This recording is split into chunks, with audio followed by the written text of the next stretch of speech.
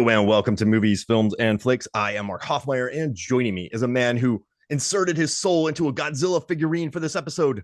It's Aaron Neuwirth. I speak English. It's okay. This is freaking me out. You're like one of the. It's like a nice, like it's a good looking figure, and you're moving around all normal, and then but you're just laying in the background on the ground. This is, I mean, you get in a character, and I'm really thankful that you do for this. So thank you for coming on. I'm just glad the atom breath is detachable so I can speak. So yeah, don't blow up your computer when you get too excited. Yeah, exactly. During this episode. Hey, so the reason I brought you in for this short episode is I just see you talking about Child's Play a decent amount. Like, yeah, not all the time. You're not like me with Deep Blue Sea or Crawl or Protege. I don't have the Child's Cast, so, yeah, which would be a terrible title for it. Like Chuck Cast was right there, and I'm like Child's Cast. Oh, the Chuck Cast, the Play Cast. Yeah. It's the curse of podcast. No, we're stretching it. But yeah, so you talk like you like the Child's Play franchise, and you talk about it a decent amount.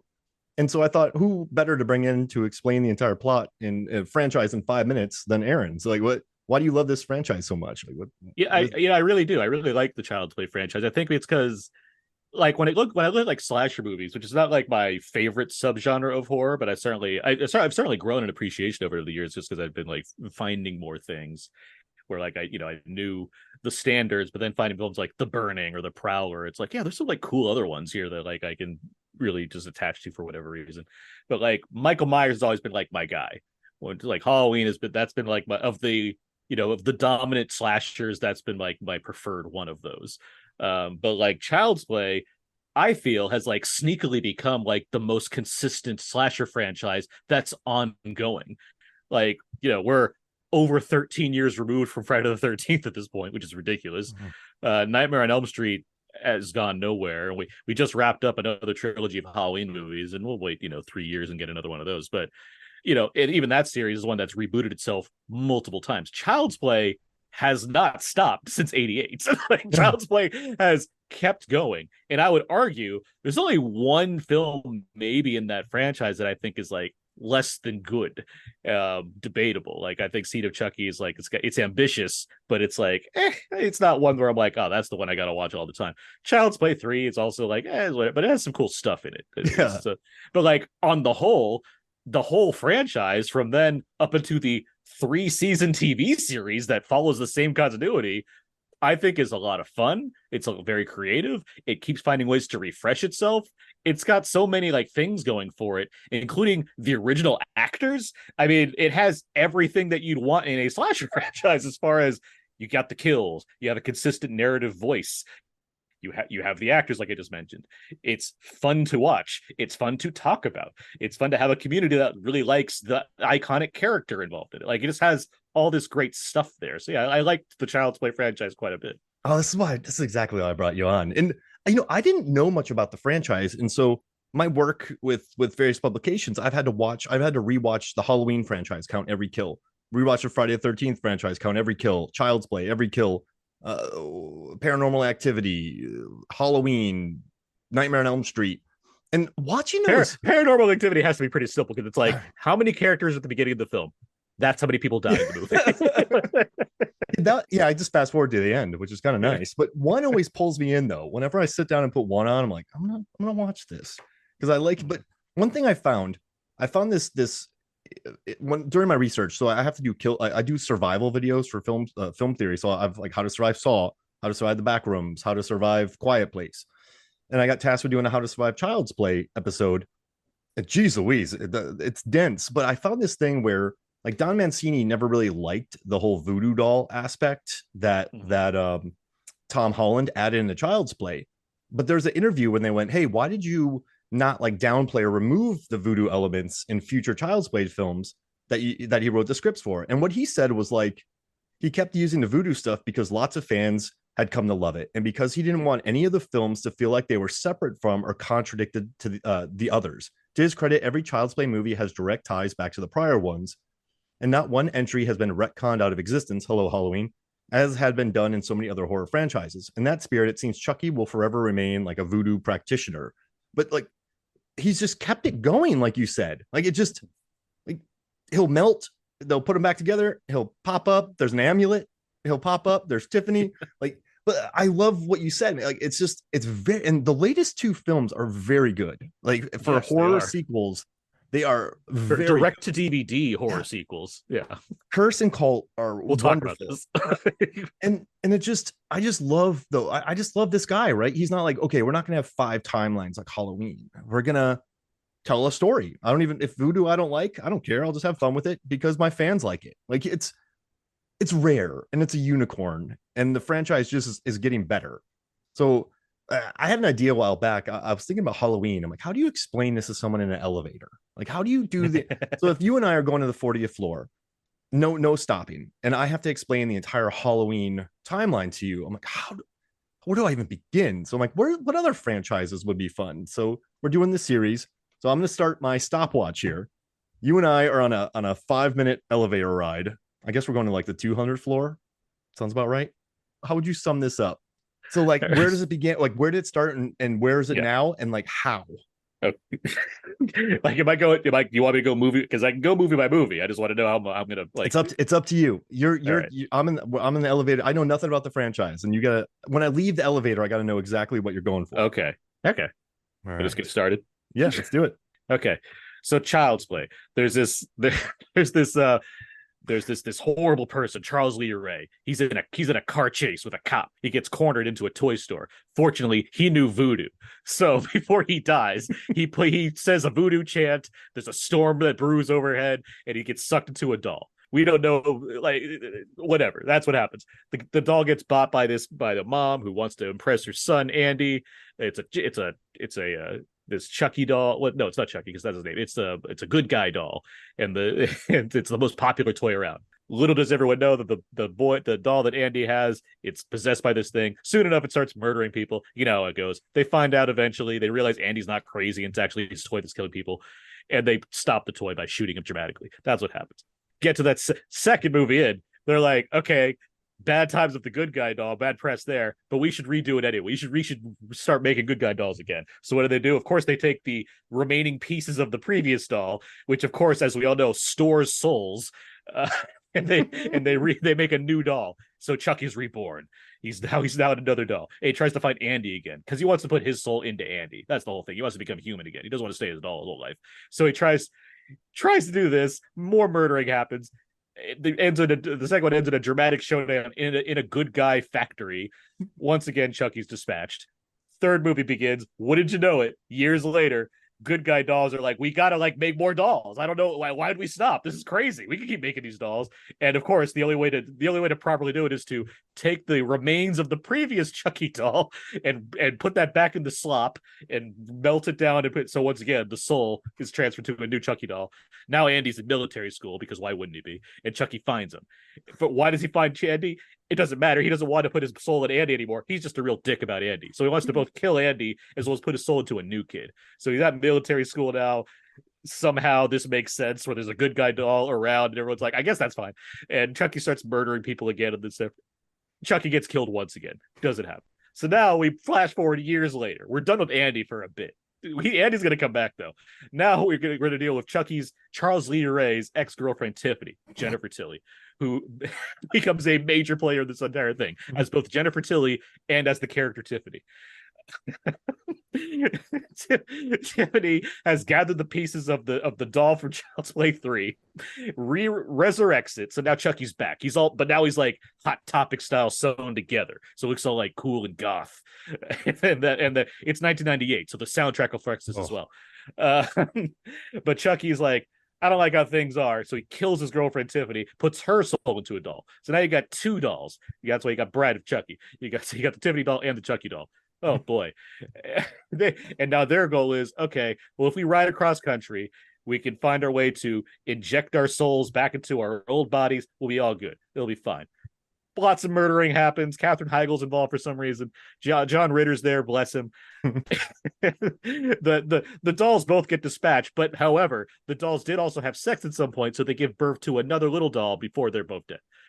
Okay, so now we get the Seed of Chucky. Chucky Goes Hollywood. That's what the title should have been, but Seed of Chucky's fine. a little the little the little seed the little seed of Chucky. Their name is Glenn or Glenda. It's a transgender Chucky doll. Don Mancini, famously an ally at the very least, but like has plenty of things to say as far as considering LGBTQ plus qualities within the realm of horror and everything. It's great. It's wonderful. It's very forward thinking. Glenn or Glenda, the Chucky doll, wants to resurrect his parents because he wants to know who they were, but he also has to fight the urges that he's a murderer at heart for some reason. Meanwhile, Chucky and Tiffany, they're like, we got to figure out to get once again, we got to get our souls back into our bodies. Tiffany's like, all right, I'm gonna find Jennifer Tilly, put my soul into her, and Chucky's like, well, I need to find somebody too. Redman is the solution to that. Hollywood star Redman. A lot of things happen. Those plans don't exactly work out, but Tiffany does in fact put her soul into Jennifer Tilly's body, and Chucky gets like killed once again. And Glenn/Glenda, they're doing their own thing. They're like living with. This will come back again also, much like Andy will. I haven't forgotten. So now years later, they announced Curse of Chucky, and it seems like it's a reboot, even though Don Mancini's still involved. And it's crazy because everyone's like, why is Chucky weird looking? Like, the doll looks different. What's going on here? There's no new characters. And we spend this whole movie, which is quite good. It's like this gothic take on Chucky, where they're stuck in this big gothic house. And there's these new set of characters who turns out have a connection to Charles Lee Ray. This introduces Brad Dourif's daughter, Fiona Dourif, who plays Nika, who's another character that's going to be coming to main play here. She and Chucky eventually are scoring off against each other. Thing about Nika, she is paralyzed from the waist down. So you have Chucky versus a person that has no use of their legs, and all these other people die in the meantime as well. Doing all of this, the new Chucky doll reveals to actually be the old Chucky doll who was wearing like a Chucky disguise to mask the stitched up facing that he got in Bride of Chucky. So it's like, oh, this is still connected. We're all good. It's great. The whole thing ends with Chucky basically being defeated as far as he doesn't achieve the goal that he wants, as far as like putting himself into whoever this time around. But Nika, in return, is committed for being crazy because they think that she did all the killings in this gothic house. Twist at the end of this thing, though, Tiffany's still involved, and she's able to get Chucky back into her possession. And double twist, Andy is for some reason involved, and he has a Chucky of his own, which is confusing at first. But then we get to Cult of Chucky, and this is where things get wild, because now there's Chucky dolls all over the place. What do I mean by that? Chucky has somehow found a way to split his soul between multiple different good guy dolls. So now there's a Chucky in the mental institution trying to go after Nika. There's a Chucky that's like imprisoned with Andy. Andy's torturing the Chucky doll. Then there's like a couple more, and they start to like make Nika think she's crazy. This whole Chucky splitting the soul thing is kind of a twist in the movie, but you're listening to this, so you're fine. And so eventually all the like three Chuckies gather together in the mental institution, and they start killing a bunch of people. There's one really gnarly kill where they like really good at towning a guy with like cutting. It's for a franchise it has its good share of kills. This is some of the gnarliest kills in the whole franchise in Cult of Chucky. It's pretty wild. However, at the end of this one, Chucky wins, essentially. He manages to put his soul into Nika, so she becomes Charles Lee Ray, while there's still other Chucky dolls about, and she goes off with Jennifer Tilly, who's still Tiffany at heart, and they like go their own way to do whatever. Meanwhile, the Andy who was torturing one of the Chucky dolls heads to the mental institution to also like try to help out with this, but he gets trapped inside the mental institution, as it happens. But the one that he was torturing, Kyle from Child's Play 2, who is Andy's like foster sister, she becomes involved in this too, where she now starts like torturing the other Chucky doll. So that's where we leave like the movie part of this franchise.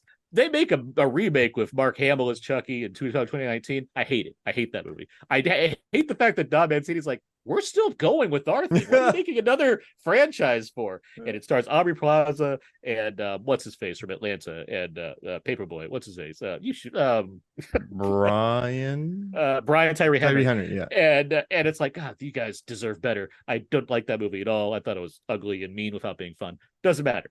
Whatever. Back to the real franchise, which has now become a TV show on USA where characters are welcome.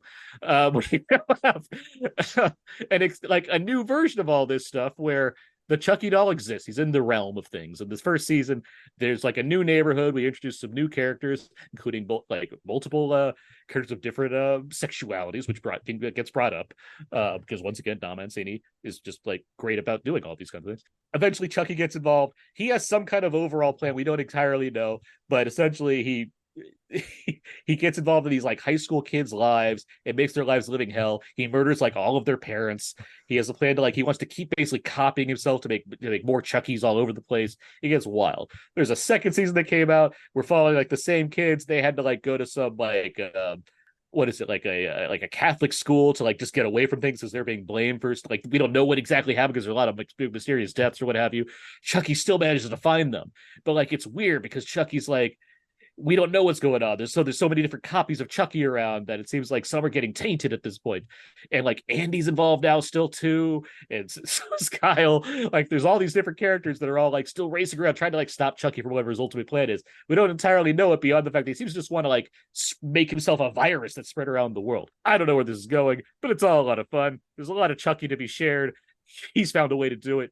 And we're about to get into season 3 where Chucky's taking on the White House. I don't know what that's going to bring, but it's going to be a lot of fun. Oh, and as far as the series goes, Devon Sawa's like the Lee Van Cleef of the series, where he plays like multiple different characters with different seasons. It's great. I love it. I love it. I love the Devon Sawa comeback. That was amazing. That was incredible. I feel like I know that. Thank you for letting me know that in that long elevator ride. Now I know exactly what the franchise is about. I hope someone's like, I should watch all six of these movies and this TV series. Yeah. That was wonderful. I couldn't have done it any better. And I knew I was right to ask you. You definitely love this franchise. I like to hold on to the stuff that I like. Hey, you're like me with like Crawl and Deep Blue Sea. Yeah. And all that stuff. But dude, this was awesome. Thank you for joining me. And where can people find you, I guess, aside from watching Child's Play movies? You're welcome, as far as all that goes. And I host a podcast called Out Now with Aaron and Abe. My friend Abe and I, we discuss movies on a weekly basis. We also have fun commentary tracks, which Mark has been a part of many of them at this point.